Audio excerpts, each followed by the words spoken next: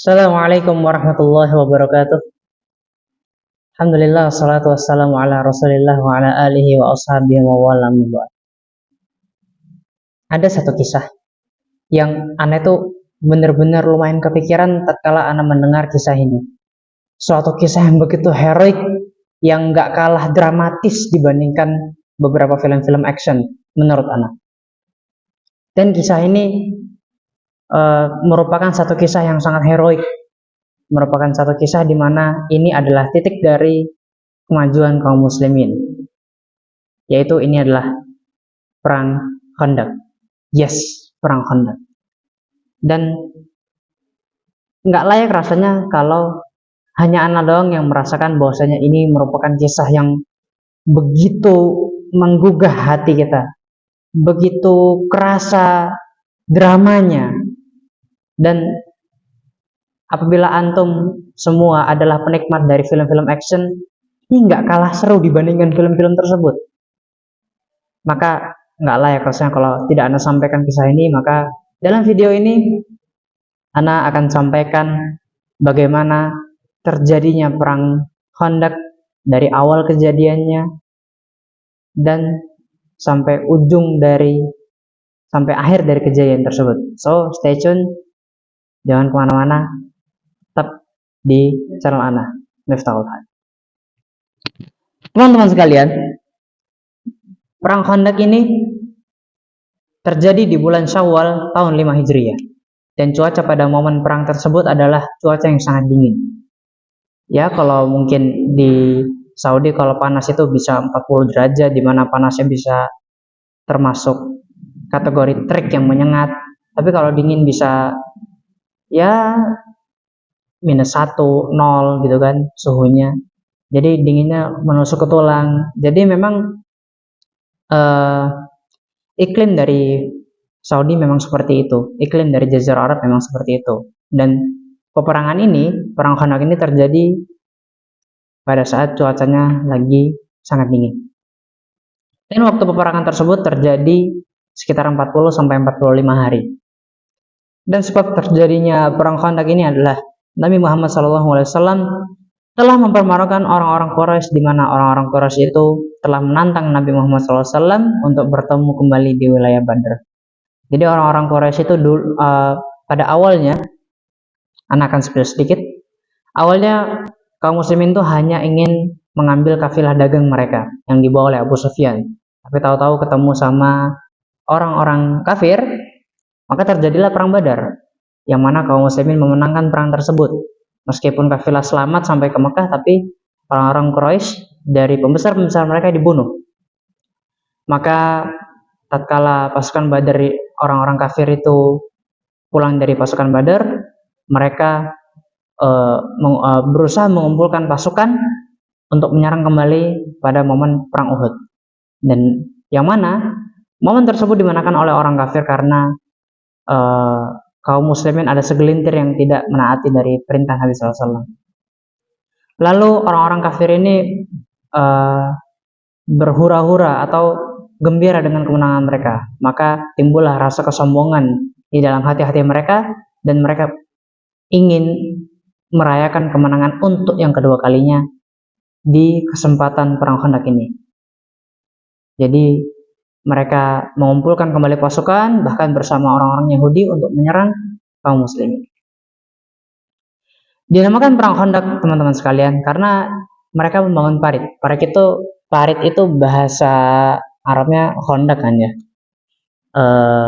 Jadi parit yang mengelilingi itu dinamakan perang parit, perang Khandaq gitu. Dan dinamakan juga dengan perang Ahzab, karena saking banyaknya personil musuh dari orang-orang kafir yang berjumlah 10.000 personil. Dan dari 10.000 personil itu terdiri dari banyak sekali kelompok-kelompok yang ikut. Bani Quraidah, Bani Nazir, Bani Qainuqa, belum lagi beberapa suku-suku yang memang mereka itu CS-nya, dalam tanda kutip ya, CS dari orang-orang Quraisy, dan orang-orang Quraisy sendiri yang menjadi otak dari peperangan tersebut. Jadi Ahzab itu diambil dari kata hizb. Hizb itu artinya kelompok, dan Ahzab itu bentuk jamak atau bentuk banyak dari kata kelompok. Jadi Hizb itu artinya kelompok, ahzab itu artinya kelompok-kelompok. Dan bahkan Allah Subhanahu wa taala mengabadikan kisah yang heroik ini, perang yang heroik ini di dalam satu surah dalam Al-Qur'an, yaitu surah Al-Ahzab. Awal dari terbentuknya 10.000 personel ini adalah orang-orang Yahudi mengajak ke suku-suku yang ingin menyerang kaum muslimin seperti Bani Qainuqa, Bani Nadir, dan Bani Quraidah untuk bertemu di Mekah. Dan orang-orang Yahudi ini menjadikan otak dari permasalahan ini orang-orang Quraisy. Sehingga secara otomatis pemimpin dari orang Quraisy yang bernama Abu Sufyan itu menjadi pimpinan bagi perang Khandaq ini. Pimpinan dari pasukan musuh ya lebih tepatnya. Maka terkumpullah 4.000 personil yang terdiri dari 300 pasukan berkuda dan 1.500 pasukan unta. Maka sisanya yang berjumlah 2.200 itu adalah pasukan pejalan kaki. Nabi SAW mengirimkan mata-mata yang akhirnya mendapatkan data-data berupa jumlah dari pasukan kafir yang sebentar lagi akan menyerang kota Madinah. Yang mana jumlah dari orang-orang kafir itu berjumlah 10.000 personil. Tatkala Nabi SAW mendengar informasi dari mata-mata tersebut, beliau bermusyawarah untuk mencari solusi. Bagaimana solusi dari permasalahan tersebut bersama para sahabatnya. Antara kita keluar menyerang atau di dalam bertahan. Maka salah satu sahabat yang mulia yang disorot di dalam kisah ini yaitu Salman Al-Farisi radhiyallahu anhu mengemukakan pendapatnya bahwasanya beliau berkata, "Ya Rasulullah, di negeri kami Persia dulu, kalau kami terdesak atau tiba-tiba keadaan kami waktu itu tidak siap tatkala musuh menyerang, maka kami membuat parit-parit, baik berupa lubang-lubang jebakan yang banyak, atau kami mengelilingi kota-kota kami dengan parit yang besar." Maka Salman Al-Farisi pun menjelaskan karakteristik dari parit tersebut, baik berupa cara menggalinya, bentuknya, meluaskannya, dan lain-lain, dan yang berkaitan dengan penggalian parit tersebut. Karena, bagaimana bisa Salman Al-Farisi menjelaskan itu semua? Karena ia mengetahui mekanisme dan cara penggaliannya dan ia sangat mengerti ilmunya. Karena dia dulu pada saat ia menjadi Perdana Menteri di Persia, ia pernah ikut dalam penggalian parit dan pernah menjadi koordinator dalam penggalian parit. Maka setelah dirinci gagasan atau ide dari Salman Al-Farisi, Nabi SAW mengatakan ini adalah ide yang bagus. Dan langsung melaksanakan ide tersebut di dalam peperangan ini. Perlu diketahui teman-teman sekalian bahwasanya simpelnya kota Madinah itu kalau kita ibaratkan bentuknya kotak seperti ini ya, maka sisi bagian utaranya itu terlindungi oleh kebun-kebun kurma. Dan bisa kita ketahui bahwasanya orang-orang Madinah itu mereka hampir semuanya pebisnis kurma. Tukang kebun kurma, sortir kurma, pemilih kurma, penjual kurma, dan mereka juga mengonsumsi kurma. Lalu di bagian utaranya terlindungi oleh kebun-kebun kurma, maka di bagian timur dan baratnya itu terlindungi oleh Harrah Syarqiyah dan Harrah Gharbiyah kalau bahasa mereka. Kalau lebih tepatnya adalah batu-batu yang melindungi daerah sisi timur dan baratnya. Batu-batu yang berwarna hitam dan tajam. Sehingga pasukan musuh sulit untuk menyerang dari sisi utara, timur, dan baratnya. Maka satu-satunya pintu di mana kaum kafir bisa menyerang atau pasukan musuh bisa menyerang itu adalah bagian selatannya, bagian sini. Dan itu pun bagian selatan itu ada satu benteng yang menutupi bagian tersebut, yaitu benteng dari Bani Quraidah. Bani Quraidah adalah satu-satunya suku Yahudi yang mereka masih memegang perjanjian antara kaum Yahudi mereka dengan Nabi Shallallahu Alaihi Wasallam. Maka orang-orang kaum muslimin melakukan penggalian tersebut. Mereka bersemangat dalam menggali parit tersebut. Nabi SAW memberikan komando kepada mereka agar mereka menggali parit tersebut dan seluruh laki-laki dari kaum muslimin dikerahkan untuk membantu dalam proses penggalian tersebut. Perlu diketahui teman-teman sekalian, menurut satu riwayat yang kuat, parit tersebut berukuran kurang lebih kedalamannya 5 meter dan lebarnya 7 meter. Ukuran tersebut sangat cukup membuat kuda-kuda tidak bisa melewatinya, dan parit tersebut dibangun oleh kaum muslimin yang berjumlah kurang lebih 1.000 orang. Dan beberapa pendapat mengatakan bahwasanya masa pembangunan parit tersebut terjadi selama 7 hari atau sepekan, atau ada juga yang berpendapat 10 hari. Maka Nabi SAW memerintahkan pada kaum muslimin untuk tidak tinggal di rumah mereka yang bertujuan untuk membangun parit tersebut secara maksimal. Dan Allah menjamin keamanan bagi orang-orang yang tinggal di rumah seperti istri, anak-anak, orang-orang tua, dan lain sebagainya. Tapi orang-orang munafik tetap saja mereka melanggar perintah tersebut. Mereka pulang ke rumah mereka dengan alasan mereka menjadikan pintu bagi rumah-rumah mereka. Padahal orang-orang yang di dalam rumah seperti istri, anak-anak, orang-orang tua, dan lain sebagainya itu sudah dijamin keamanannya oleh Allah Subhanahu wa taala. Tapi ya namanya kaum munafikin seperti itu tabiatnya. Kaum muslimin sangatlah bersungguh-sungguh di dalam pembangunan parit itu. Waktu istirahat mereka hanyalah 5 hari. Waktu istirahat mereka hanyalah pada 5 waktu sholat dan waktu tidur saja. Itu pun mereka melakukan semua aktivitas tersebut di sekitar pembangunan parit. Dan saking letihnya mereka, kaum muslimin itu, sampai tidak ada makanan yang masuk ke dalam sekitar kaum muslimin tersebut selama 3 hari. Maka kaum muslimin merasakan kelaparan yang luar biasa, dan mereka mengakali hal tersebut dengan mengikat perut-perut mereka dengan batu. Dan bahkan dalam satu asar, Nabi SAW mengikat 3 batu yang besar ketika menggali parit tersebut.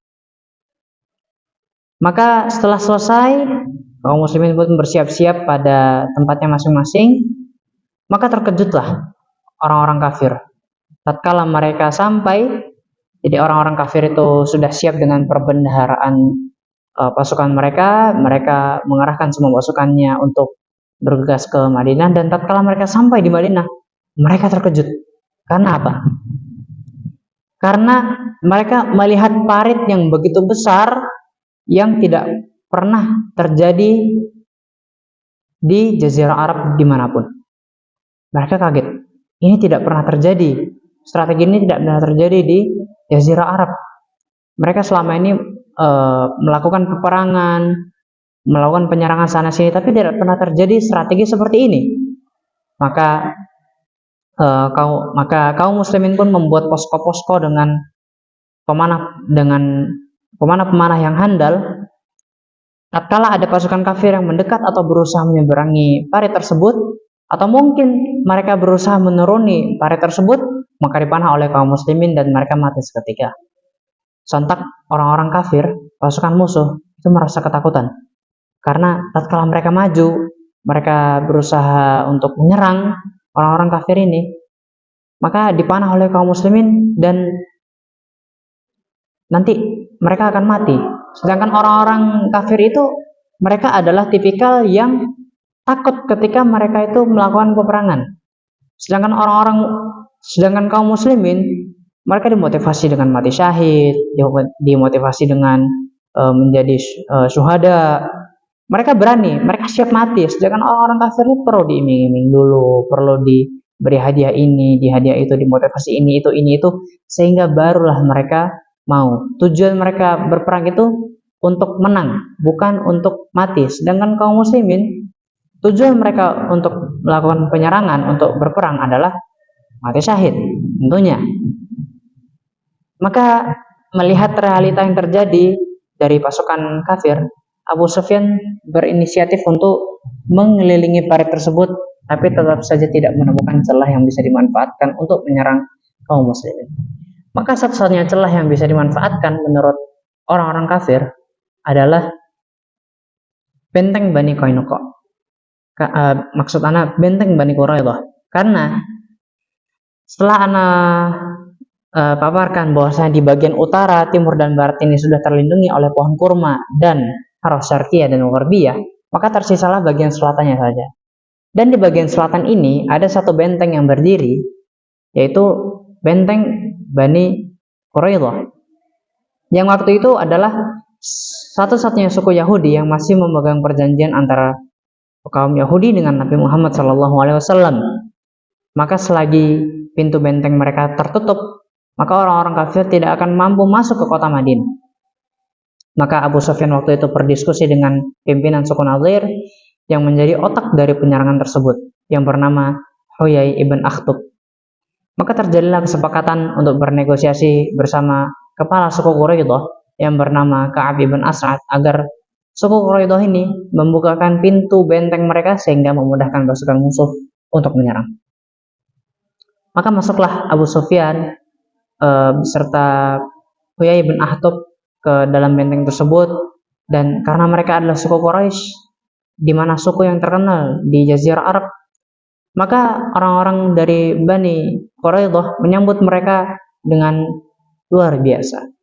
Maka pembesar-pembesar dari pasukan musuh yang menyerang kaum muslimin ini masuk ke dalam Bani Quraidah dan berdiskusi dengan kepala suku mereka, yaitu Ka'ab bin As'ad. Awalnya Ka'ab bin As'ad ini menolak karena mereka teringat dengan akad mereka bersama kaum muslimin.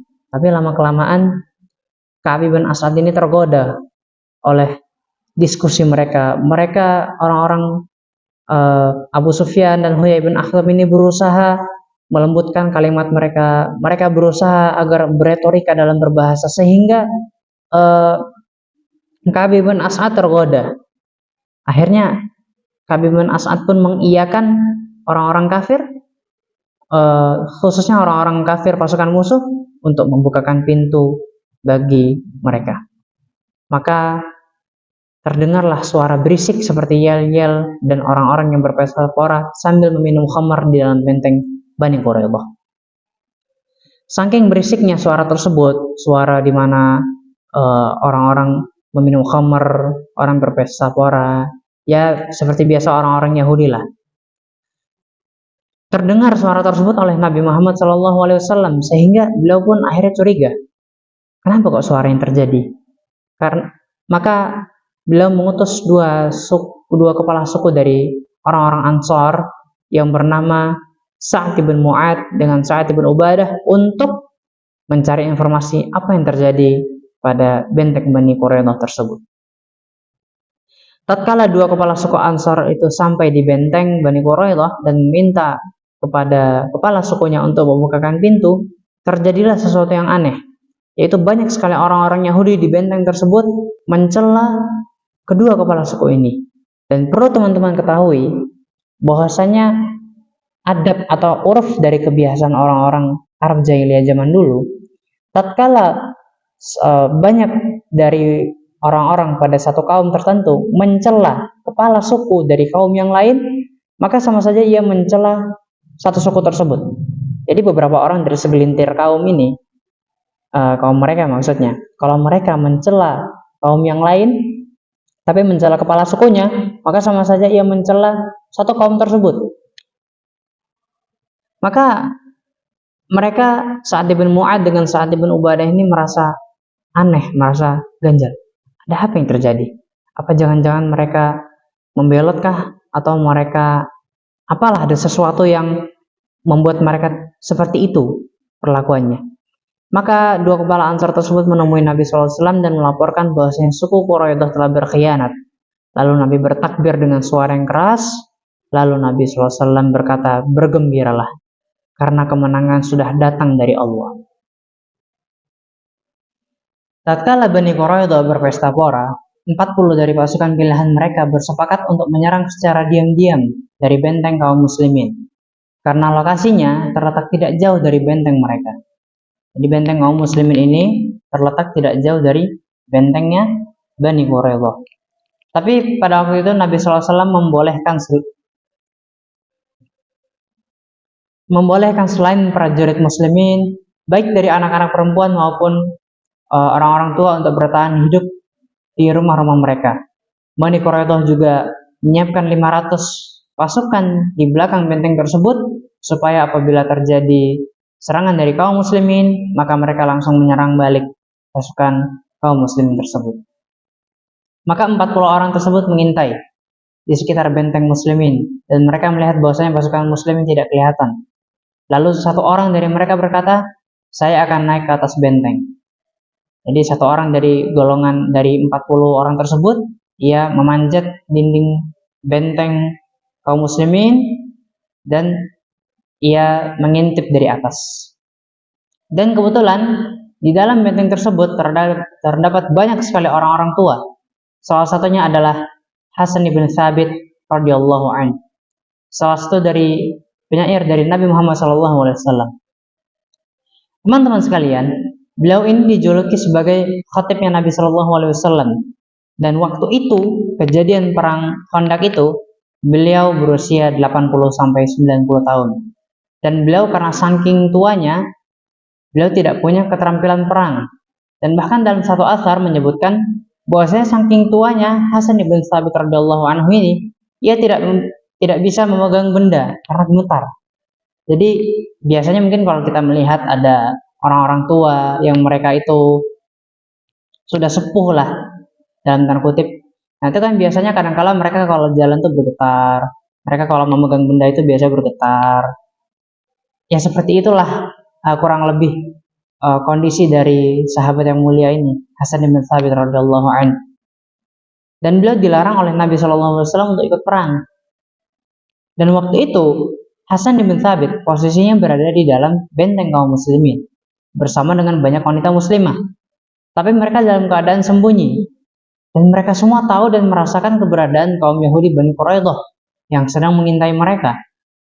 Maka salah satu wanita yang ada di benteng tersebut, yaitu bibi dari Nabi SAW, yaitu Safiyah binti Abdul Muttalib radhiyallahu anha, mendatangi Hasan bin Thabit. Sebelum Anda lanjutkan, Safiyah radhiyallahu anha adalah ibu dari Zubair bin Awam, dan ini merupakan salah satu sahabiat yang luar biasa. Beliau ini terkenal dengan sosok perempuan yang pemberani, sosok yang memiliki keberanian yang luar biasa. Bahkan ia mendidik Zubair bin Awam radhiyallahu anhu menjadi sosok satria yang gagah, berani dan perkasa. Dan bahkan salah satu faktor mengapa Zubair bin Awam itu menjadi sosok yang sangat pemberani di kalangan para sahabat, ya karena atas dasar didikan dari Safiyah radhiyallahu anha. Dan satu kisah yang cukup unik, bahwasanya Zubair bin Awam itu waktu masih kecil, waktu masih sangat kecil sekali, masih bocah lah, itu dia pernah digendong sama ibunya ke dalam gua yang sangat gelap. Gua yang sangat gelap, masuk ke dalam, lalu ia ditaruh di situ. Dia diletakkan di situ dan tinggal sama ibunya, Safiyah. Lalu ketika Zubair bin Awam menangis, maka ibunya langsung memukul Zubair bin Awam untuk mendidik bahwasanya kamu harus berani, jangan cengeng. Maka banyak dari kerabat-kerabatnya yang mencela Safiyah, mengatakan seperti ini, misalkan, "Hei Safiyah, jangan kau siksa anakmu seperti itu. Harus didik dengan lemah lembut." Maka Safiyah mengatakan, "Tidak. Aku mendidik anakku seperti ini agar dia kelak waktu dewasanya menjadi sosok yang berani." Dan benar, Zubair bin Awam adalah salah satu dalam tanda kutip bodyguardnya Rasulullah SAW, yang mana tatkala ia menembus pasukan musuh di perang manapun, itu biasanya ia mengayuhkan dua pedangnya di atas kuda. Dan Zubair bin Awam itu kalau ia menyerang, misalkan dia menyerang pasukan musuh, misalkan dia kalau menyerang tuh masuk menyerang pasukan musuh, jadi masuk ke dalam sampai pasukan musuh itu tembus di yang paling belakang, habis itu baru balik lagi, saking beraninya. Dan pasukan musuh pun, dan ia pun terkenal di kalangan pasukan musuh bahwasanya apabila kalian menjumpai, jadi kalau pasukan musuh itu terkenal dengan stigma seperti ini. Apabila ditemukan ada sosok yang kepalanya ada ikat kepala dan ia tinggi besar, maka jauhilah ia. Maksudnya Zubair bin Awam, dan Zubair bin Awam itu biasanya menggunakan ikat kepalanya tatkala perang dan ia memegang 2 pedang. Maka jauhilah dia, karena ia kalau masuk ke dalam pasukan musuh, ia tidak akan berhenti karena saking beraninya. Dan ya, itulah Zubair bin Awam. Maka kita balik ke kisah Safiyah ini.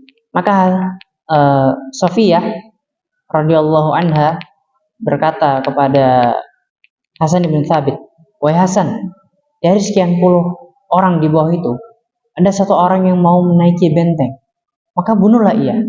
Kalau tidak, mereka akan datang menuju benteng ini dari segala penjuru dan habis sejarah Madinah dan kaum muslimin." Maka Hasan pun menjawab, "Wahai Safiyah, ketahuilah bahwasanya saya sudah tua seperti ini. Saya berusia 90 tahun dan saya tidak punya kekuatan. Saya tidak memiliki keterampilan perang. Nabi Shallallahu Alaihi Wasallam juga melarang aku untuk ikut peperangan. Maka kau sajalah." Maka Safiyah pun berinisiatif memakai baju perang laki-laki kaum muslimin dan ia memanjat benteng tersebut. Ia memanjat benteng untuk memastikan orang yang di atas. Lalu orang yang ada di atas ini yang sedang mengintip, lalu tahu-tahu Safiyah memegang pedang lalu menebas laki-laki Yahudi tersebut. Maka si laki-laki ini terbunuh, terpenggal lehernya, bahkan sampai terpisah antara kepalanya dan badannya. Maka melihat kejadian itu di atas benteng itu ya, Safiyah melempar kepala dari orang yang mengintip pasukan, ya salah satu dari pasukan Yahudi yang mengintip dari benteng kaum muslim itu. Maka ia melempar kepalanya dan menjatuhkannya ke bawah.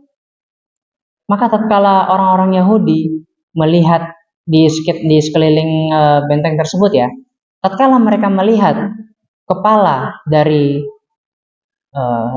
seorang Yahudi yang berusaha mengintip dari atas benteng kaum muslimin ini, maka Yahudi pun kaget.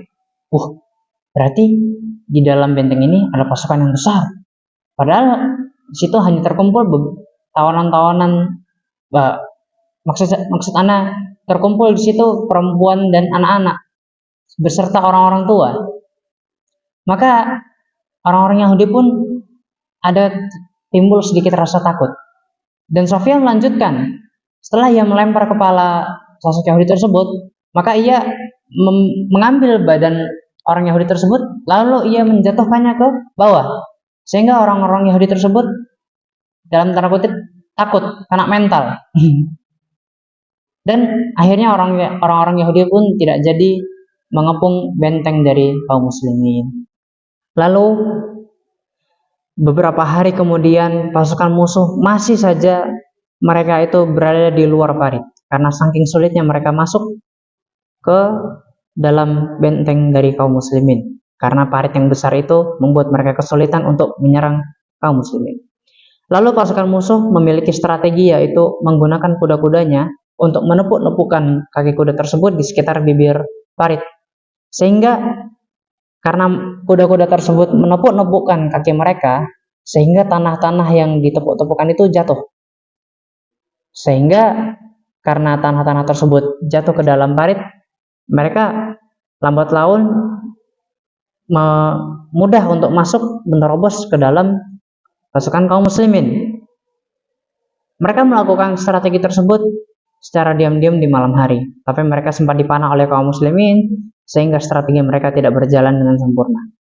Akan tetapi pada pagi harinya ada 5 orang yang berhasil meloncatkan kudanya di parit tersebut, yaitu kelima orang tersebut adalah dari kaum Quraisy. Seperti yang pertama adalah Amr ibn Wud, yang kedua adalah Ikrimah ibn Abi Jahal, yang ketiga adalah Hubairah ibn Abi Wahab, yang keempat adalah Dhirar ibn Khattab, Yang kelima adalah Naufal bin Abdullah bin Muawiyah. Maka Amr ibn Wud perlu Anda jelaskan kembali teman-teman sekalian. Amr ibn Wud ini adalah sosok berusia 80-an tahun yang mana ia memiliki fisik yang masih kuat dan selalu menang dalam duel perang. Ditambah lagi ia termasuk salah satu ksatria terkuatnya Quraisy. Dan Amr ibn Wud ini ia memiliki perangkat perang terbaik di pasukan Quraisy. Ia memiliki baju perang terbaik, kuda terbaik. Lalu ia juga memiliki keterampilan dalam mengayunkan pedang, dan ia juga memang sudah menjadi ahlinya tatkala ia duel dengan musuhnya. Maka ia menantang duel dengan kaum muslimin dan orang-orang muhajirin, yaitu orang-orang yang hijrah yang dulunya mereka di Mekah, mengerti siapa itu Amr ibn Wud. Maka tatkala ia mengajak duel, tidak ada satupun dari para sahabat yang mengiyakan ajakan duel tersebut. Bukan karena mereka takut, tapi karena belum ada perintah dari Nabi SAW. Maka Ali bin Abi Thalib radhiyallahu anhu meminta izin kepada Nabi SAW untuk mengiyakan ajakan duel tersebut. Dan pada waktu itu Ali bin Abi Thalib berusia 25 tahun. Tatkala mereka berdua saling berhadapan-hadapan, maka Ali bin Abi Thalib radhiyallahu anhu menawarkan dua hal. Sebagaimana apa yang dipesankan oleh Nabi SAW kepada kaum muslimin tatkala menyerang suatu kaum, maka mestinya memberikan pilihan kepada mereka. Yang pertama, pilihannya adalah Islam. Mengucapkan dua kalimat syahadat, beriman kepada Allah dan Rasul-Nya, maka aman. Tidak ada satupun harta yang diganggu, tidak ada satupun kedudukannya yang turun, maka tinggal berhukum dengan hukum Allah saja. Yang kedua, mereka tetap dengan agama mereka, tetap di dalam kekafiran, tapi mereka membayar jizyah. Mereka membayar jizyah untuk keamanan bagi mereka. Maka tatkala mereka membayar jizyah, mereka dijamin aman oleh kaum muslimin. Yang ketiga, perang. Maka Ali bin Abi Thalib tatkala duel, ia memberikan dua pilihan kepada Amr ibn Wud. Yang pertama adalah mengucapkan dua kalimat syahadat. Lalu Amr ibn Wud menolaknya. Kemudian Ali bin Abi Thalib memberikan opsi yang kedua, yaitu duel. Maka saking marahnya tatkala ia mendengar Ali bin Abi Thalib berkata duel, saking marahnya ia turun dari kudanya dan menebas leher kudanya tersebut. Lalu kudanya terpenggal mati seketika. Dan teman-teman sekalian, Amr ibn Wud ini baju perang terbaik, pedangnya terbaik, kudanya pun kuda terbaik. Di dalam satu Quraisy yang begitu besar, kabilah yang besar, kuda-kuda mereka, kuda terbaiknya adalah kudanya Amr ibn Wud. Maka disembelihlah kuda tersebut. Ini menunjukkan bahwasanya tidak ada tujuan yang utama kecuali ini. Jadi kuda pun ditebas untuk fokus menyerang kaum muslimin. Jadi saking murni tujuan dari Amr ibn Wud untuk menyerang kaum muslimin, sampai kudanya dipenggal dan kudanya mati seketika. Lalu ia menyerang Ali bin Abi Thalib radhiyallahu anhu dalam keadaan yang sangat emosi. Maka mulailah terjadi duel. Saking serunya duel tersebut antara Amr ibn Wud dengan Ali bin Abi Thalib, sampai para sahabat mengatakan, kami belum pernah melihat pertarungan duel sahabat ini, dan debu-debu berterbangan dan tidak kelihatan kecuali hanya samar-samar saja. Sampai akhirnya tatkala mereka saling tebas-tebasan, tebas sana tebas sini, Ali bin Abi Thalib menangkis, Amr ibn Wud menebas, lalu begitu juga sebaliknya. Akhirnya Amr ibn Wud memegang pedang tersebut dengan kedua tangannya, lalu menghunus pedang tersebut ke arah kepala Ali bin Abi Thalib radhiyallahu an dengan sangat keras. Lalu Ali bin Abi Thalib ini menangkis dengan perisainya. Dan perisai tersebut, perisai yang digunakan oleh Ali bin Abi Thalib ini pecah dan sampai tertekan ke arah pundaknya Ali bin Abi Thalib radhiyallahu an. Lalu tercancap pedang tersebut pada perisainya. Untungnya tidak sampai meninggalkan luka pada pundak beliau. Maka pada momen tersebut Ali radhiyallahu anhu menebas ia dari arah kemaluannya. Maka tatkala Amr ibn Wud posisinya seperti ini, menebas dengan kedua tangannya tadi, menebas ke arah kepalanya Ali bin Abi Thalib, lalu Ali bin Abi Thalib menangkis dengan perisainya. Lalu saking kuatnya, perisai tersebut pecah dan menancap di sisa-sisa perisai tersebut. Maka dalam kondisi seperti itu, Ali bin Abi Thalib memanfaatkan celah, yaitu menebas Amr bin Wud dari arah kemaluannya. Maka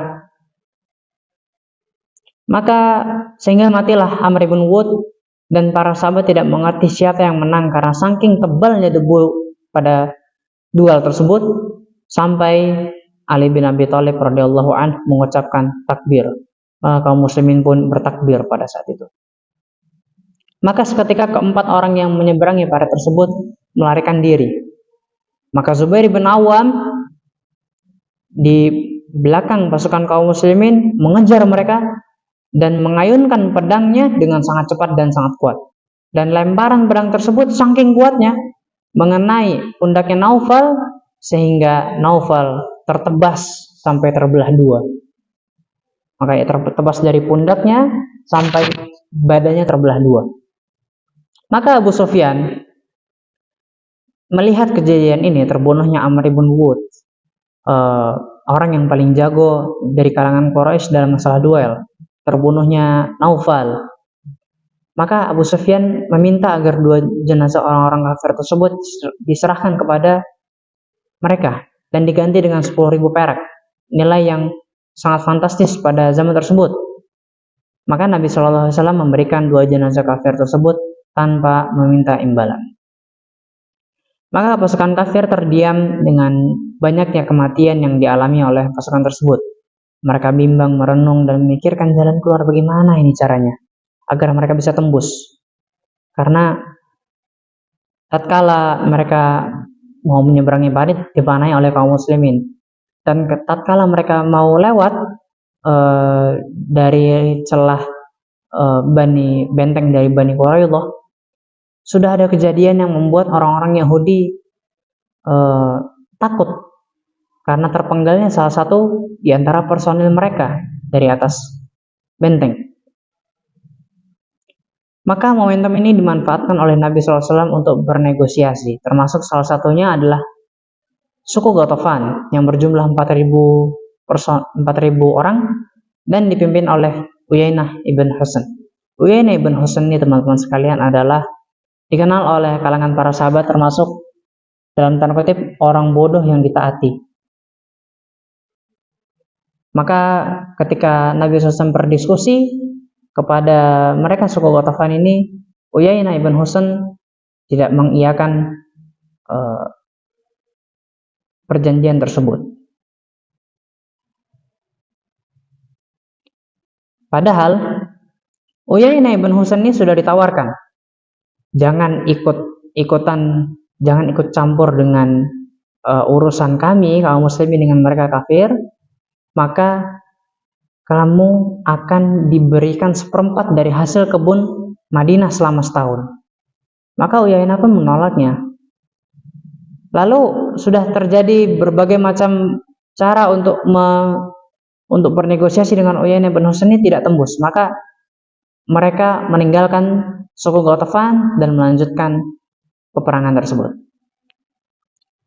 Maka Sa'id bin Mu'adz di kisah yang lain meminta izin kepada Nabi SAW untuk pulang ke rumahnya dan berganti baju.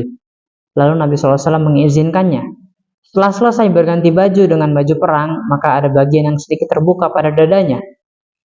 Waktu Sa'id bin Mu'adz balik ke pasukan, maka sempat celah tersebut dilihat oleh Aisyah radhiyallahu anha dan membuatnya khawatir, sehingga Aisyah radhiyallahu anha berkata, aku khawatir baju tersebut bagian dadanya akan membahayakannya.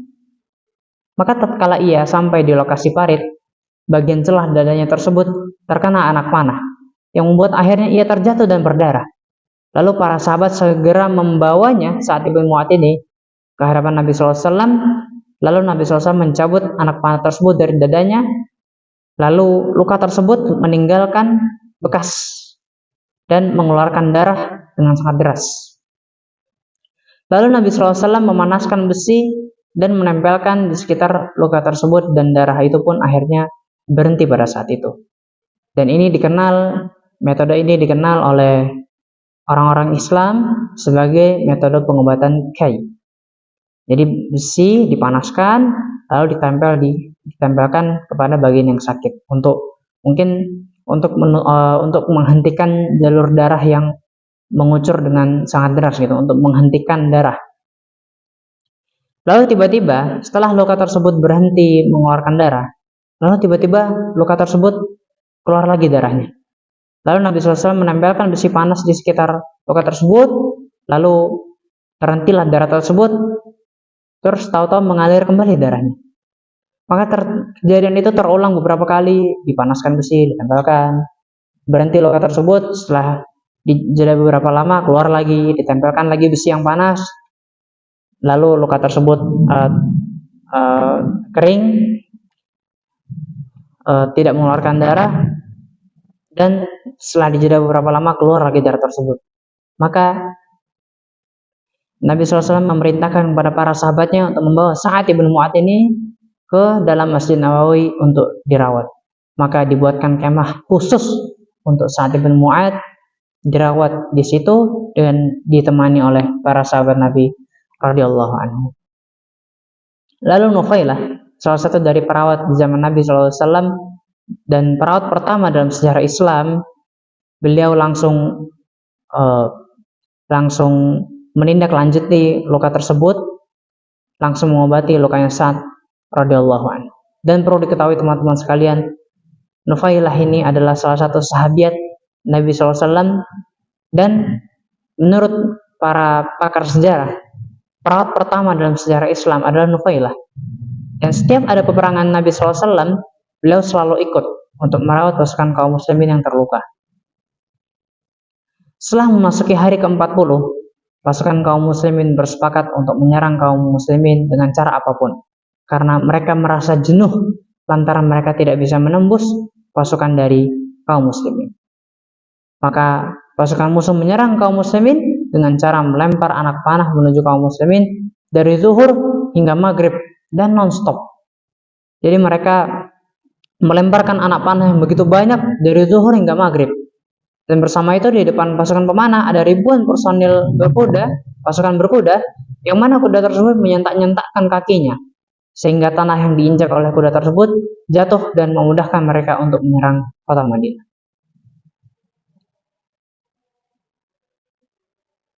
Maka tatkala pasukan musuh berhenti menyerang, Umar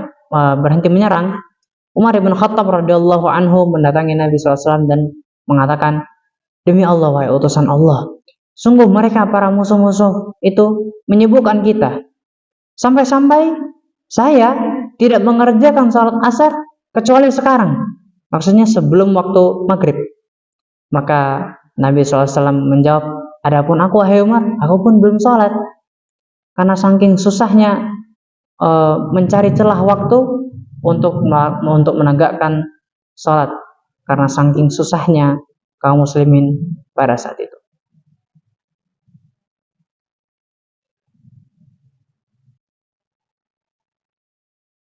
Maka setelah sholat maghrib, Nabi SAW berdoa, yang mana doa tersebut didengar oleh para sahabat. "Ya Allah, tutupilah rasa khawatir dan aurat kami." Maksudnya aurat ini adalah diri sendiri dan keluarga dan harta kami. Jadi ya Allah, tutupilah rasa khawatir dan aurat diri sendiri, keluarga dan harta kami. Ya Allah, zat yang telah menurunkan kitab Al-Quran, zat yang telah mengatur awan-awan, sangat cepat hisapnya, zat yang mampu mengalahkan pasukan sebanyak dan sekuat apapun, porak-porandakanlah mereka. Maka Allah mengijabahi doa Nabi SAW dengan kejadian yang sangat indah. Bagaimana kejadiannya? Tunggu video selanjutnya. Barakallahu fikum. Jangan lupa antum semua like, comment, share, dan subscribe channel ini. Dan insya Allah ana akan lanjutkan part 2-nya di video selanjutnya. Barakallahu fikum. Assalamualaikum warahmatullahi wabarakatuh.